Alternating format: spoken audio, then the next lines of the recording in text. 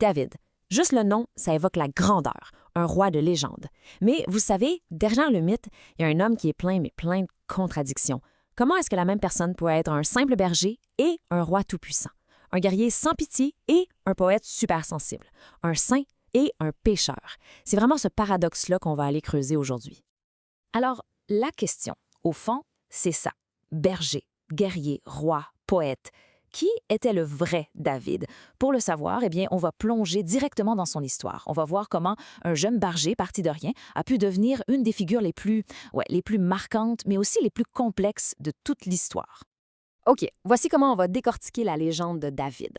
D'abord, on va voir comment le berger devient roi. Ensuite, la naissance de la légende. Après ça, le royaume unifié. Puis, on va plonger dans ses faiblesses, parce qu'il y en avait, et on terminera avec son héritage éternel. On va donc commencer par ses débuts, suivre son ascension, explorer ses failles pour vraiment comprendre la force de son héritage. Allez, c'est parti.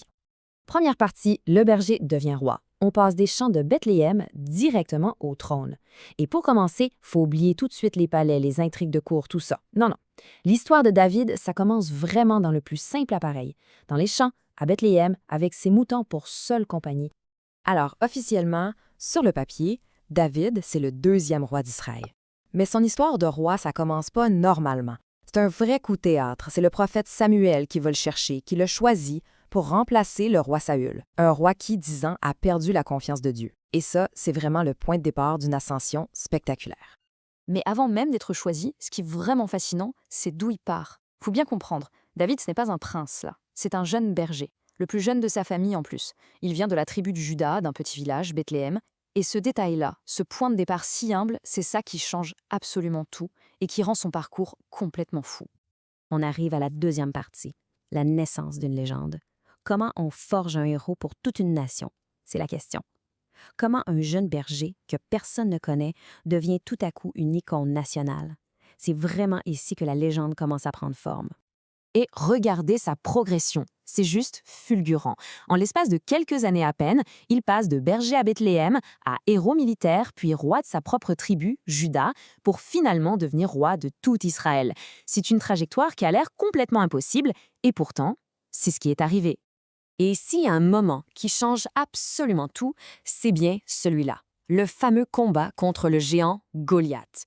Attention, là, on ne parle pas juste d'une victoire militaire parmi d'autres. Non, c'est le moment clé. Celui qui transforme ce jeune inconnu en une superstar nationale pratiquement du jour au lendemain. Mais il ne faut pas penser que c'est juste un coup de chance. Cette victoire, c'est le vrai décollage de sa carrière militaire. À partir de là, le peuple l'adore carrément. Il est vu comme un sauveur.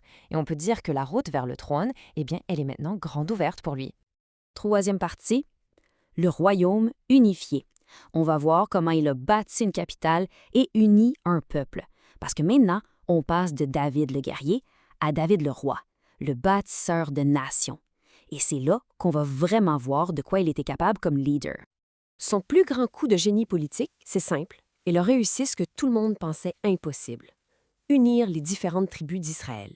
Il faut s'imaginer des tribus qui étaient tout le temps en chicane, en conflit, et lui, il arrive à les rassembler pour en faire une seule nation, un seul royaume, et un royaume puissant en plus. C'est un véritable exploit. Si on résume ces 2 plus grandes réalisations comme roi, elles sont monumentales. La première, on vient de le voir, il a unifié le royaume, et ça, c'était loin d'être gagné d'avance. La deuxième, il a fait de Jérusalem sa capitale. Et attention, ce n'est pas juste un choix stratégique sur une carte. Non, il en a fait le cœur politique, mais aussi le cœur spirituel de la nation. Un statut que, d'ailleurs, la ville a encore aujourd'hui. 4e section. Et là, on change de ton. On parle d'un homme de grandeur, mais aussi de faiblesse, de ses triomphes, mais aussi de ses transgressions. Parce que l'histoire de David, ce n'est pas juste un conte de fées avec un héros parfait. C'est aussi l'histoire d'un homme, profondément imparfait. Un homme dont les faiblesses sont finalement aussi grandes que ses victoires. Et c'est ici que le contraste est frappant, vraiment.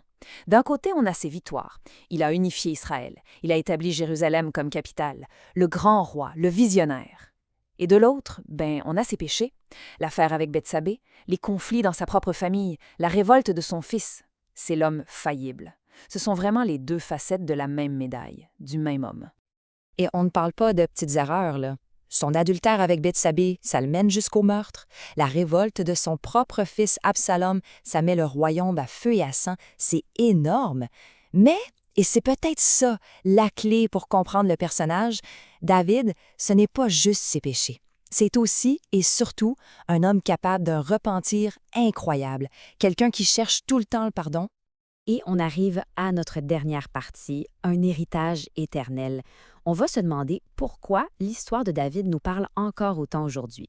Parce que la question, c'est, malgré des failles aussi grandes, aussi béantes, comment on peut expliquer que son héritage soit si puissant, si durable? C'est ce qu'on va voir pour finir. En fait, son héritage, il est double. Il y a 2 volets.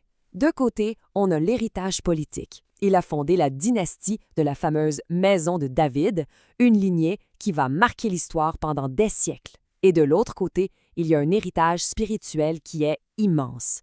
On le connaît comme le compositeur des psaumes, qui sent encore aujourd'hui au centre de la foi pour des millions de gens. Et c'est ici, avec les psaumes, que la boucle se boucle, d'une façon vraiment poétique. La tradition veut que ce soit lui qui ait écrit plusieurs de ses poèmes, de ses hymnes. Pensez-y, le jeune berger de Bethléem, celui qui gardait les moutons, devient en quelque sorte le berger spirituel, celui qui guide des millions de croyants dans leurs prières. C'est une image puissante. Son influence, au final, elle est juste colossale. Dans la tradition chrétienne, il est l'ancêtre de la lignée du Messie.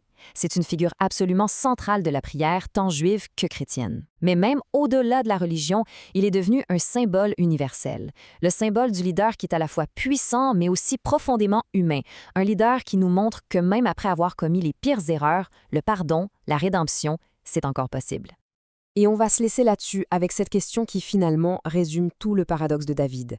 Comment une figure aussi imparfaite peut-elle laisser un héritage spirituel aussi puissant, aussi durable? Comment un homme qui a été capable du meilleur, mais aussi du pire, a-t-il pu laisser une trace aussi positive, aussi inspirante? La réponse, c'est peut-être justement ça. C'est dans cette complexité, dans ce mélange de grandeur et de faiblesse que se trouve la véritable force de son histoire.